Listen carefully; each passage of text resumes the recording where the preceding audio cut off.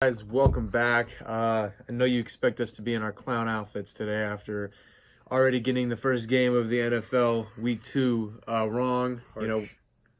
Pretty much everybody, including ourselves, had the Tampa Bay Buccaneers. Carolina Panthers winning that game, and then Tampa Bay pulls off the upset.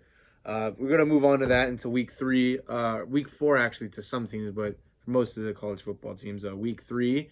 Not many competitive games or ranked games this week. Marquee games, as Matt kind of said before we got on the camera here. But we'll get right into it. Ohio State and Indiana.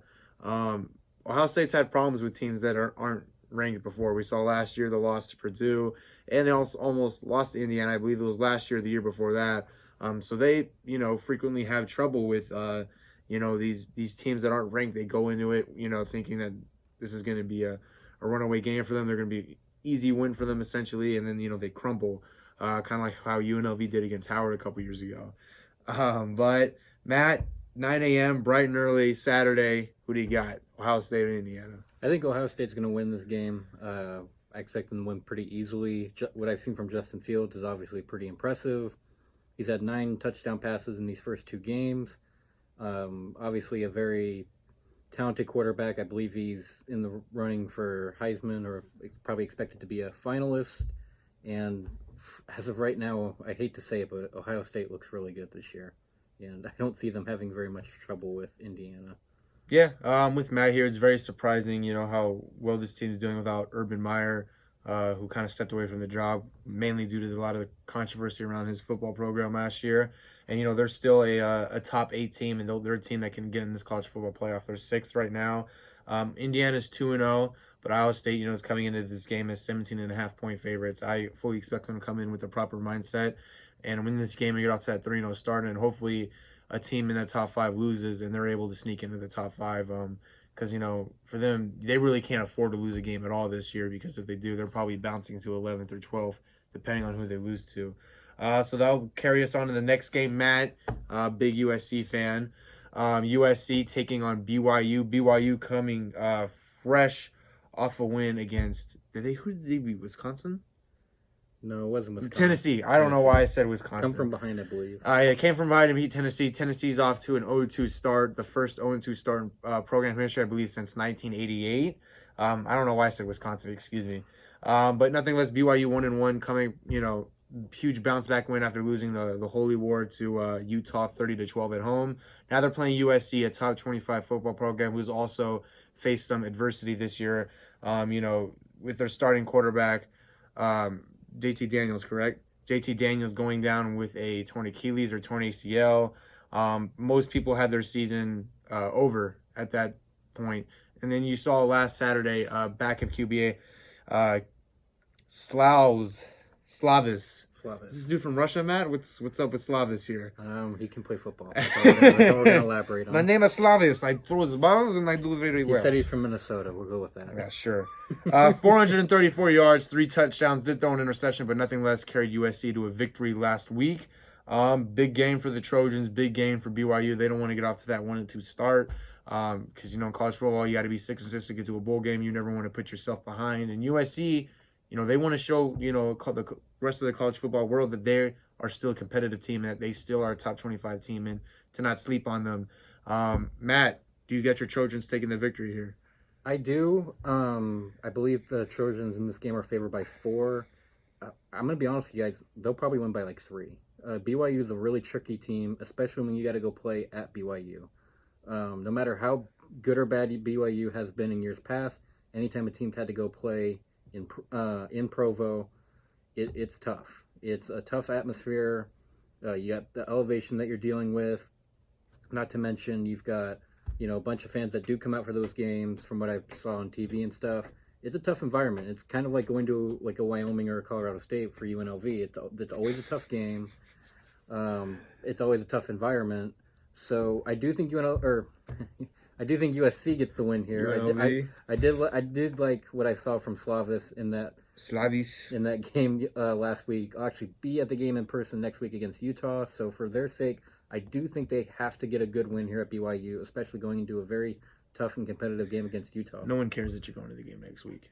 No one One- cares. ev- No one every- cares that you're everybody No should. one cares that you're I going mean, to the game everybody next week, should. man. No one gives a Someone shit. cares. I'm sorry. It's okay. Yeah, I'm with Matt here as well. USC probably should win this game. BYU is a pretty decent football team. They've been struggling within the past couple of years. I know 2 years ago they went, I believe, like 4-9 on the year. They have not, really been that successful of a football program ever since going independent. To be quite honest with you, they left the Mountain West to go independent, and I believe their basketball program joined.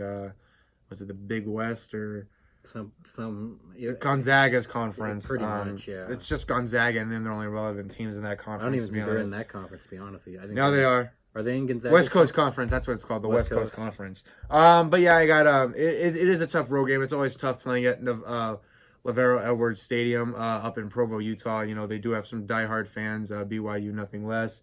They are kind of some knuckleheads as well, but all they do is pretty much drink the entire game. But they can't drink. You got to remember, alcohol sales in Utah are oh really? Yeah, oh, that's right. That's They right. you got to be. They have liquor stores itself. But I mean, just seeing Barstool, BYU, and stuff like that, I'm pretty sure some of the students there don't follow to that law. But not too strictly. Yeah, not too strictly. I do have USC winning this game. I don't think they'll come down to 3 points. I think they'll set the tone.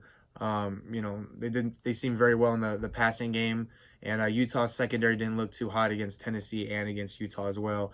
I'm gonna go USC here with the victory, 35-24.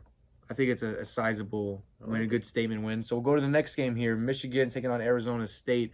Arizona State's 2-0. Michigan State's 2-0, also 18th in the nation. This will be taking place in Lansing, Michigan.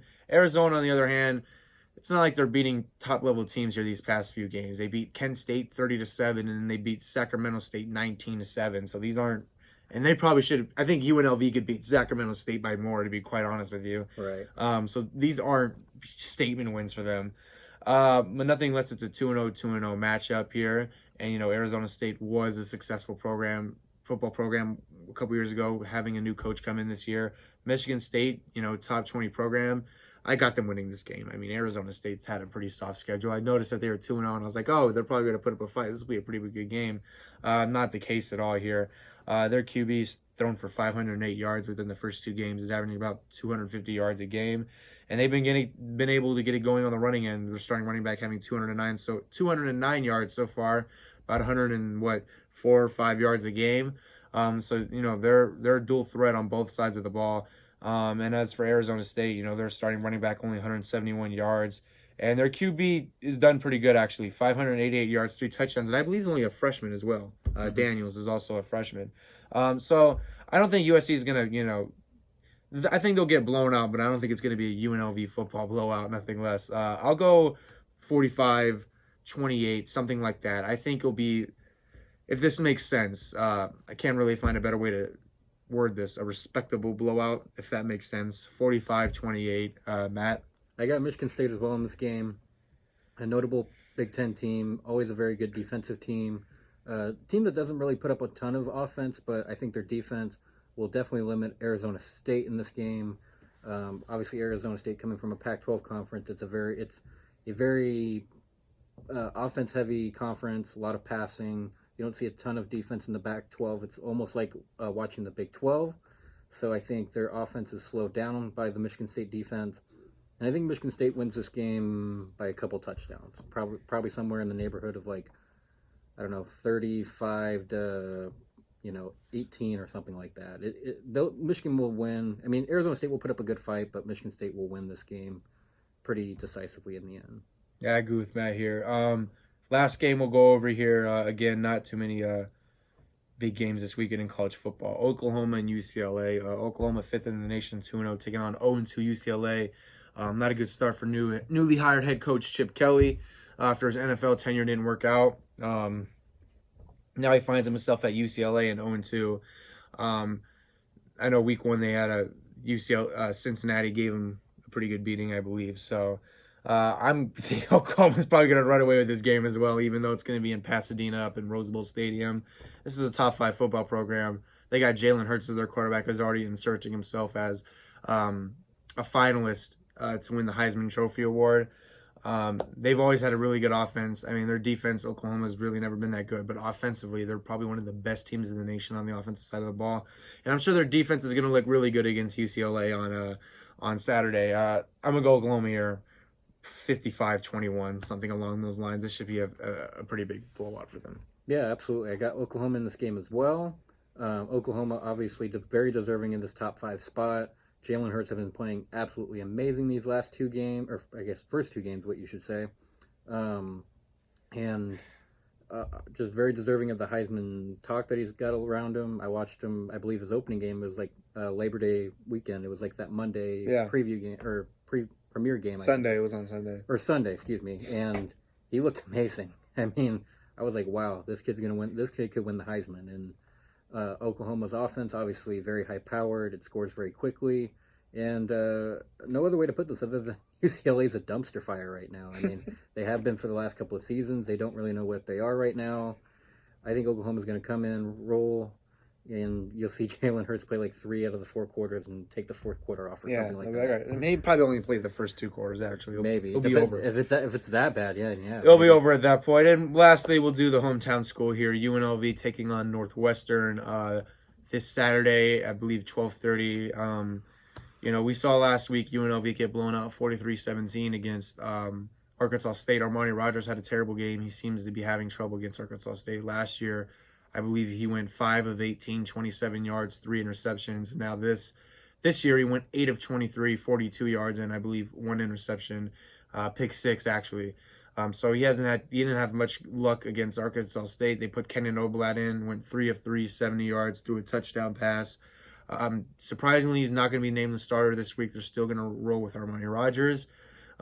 Northwestern, Big Ten school. I believe they won the Big Ten championship last year, didn't they? They were runner-ups. Ohio State. Runner-ups. I don't think UNLV is going to win this football game. I'll be just straightforward with it. I'm not going to go into too much more of a preview where Northwestern has a really good defense. They're 0-1, but they didn't lose their first game to a bunch of scrubs like UNLV did with Arkansas State. So I'm going to go 45-7 Northwestern. Honestly, it'll probably be something along those lines. UNLV defense will hold them under 50. Elite. Yeah. I couldn't agree more here with Joe. I saw Armani Rogers play last weekend against Arkansas State. It was absolutely disgraceful and unbelievably bad. The guy can't throw a football. I'm sorry. He just doesn't have much touch. He can run. Don't get us wrong. But he can run, but you ask him to throw the football, stuff goes south. And now playing him, I don't think that he's going to make that much of an improvement in just a short period of time. Obviously less than a week to prepare. In Northwestern, you're going at Northwestern in a Big Ten territory, raucous crowd, whatever it may be. Northwestern's too good. They're going to win this game. They're going to win it decisively. UNLV is still down about losing to Arkansas State. That's probably a game they weren't expecting to lose, and they did, so they'll still probably be thinking a little bit about that and how bad that loss was. It'll obviously carry over into this game. I think Northwestern wins something around the lines of like 52-10. This won't be a very competitive game, and UNLV will yet again suffer another blowout. Pretty facts right there. Again, appreciate you guys listening. I can't believe UNLV is going to be 1-2. Who would have thought UNLV football would be 1-2? It could get worse from here. Could get worse. At least we're not 0-3, Matt. We could say that, and then we'll be 1-3 next week once we lose to Wyoming. We'll finish the year about 2-10. We'll beat San Jose. That'll be our next win, which is in about 6 weeks. So, appreciate you guys listening to this week's of college football preview. Matt. Thank you guys for listening. This was episode 2 of the brand new Four Quarters podcast. You guys did notice we had a little trouble with the mics today, little technical difficulties. We'll get that cleaned up for the next Matt was drinking, forgot the mics, per usual. The bar was push the bottle, don't pull it, Matt. You know push what they said? Happy hour was ending in 15 minutes, and I had to get that. Gotta push the bottle, buddy. Yeah, you wasted $1,200 in rehab. You have not gotten any better. You've gotten worse. That was bad. That was bad. You should have seen when I dropped at the bar today. Anyways, oh boy. In all seriousness, though, we'll get that figured out for the next slate of episodes for you guys. And do remember, September 22nd is our very first radio show. In this very studio. You can stream it live on the Rebel HD2 app, along with on the TuneIn app, as long as you go and search the Rebel HD2. And you can also, if you have HD radio in your car, you can stream it right in the car, the Rebel HD2. We'll be here. Until then, stay tuned, I should say. God, it's been a long week and a long day. But stay tuned. Thanks, guys, for listening. We got you next time.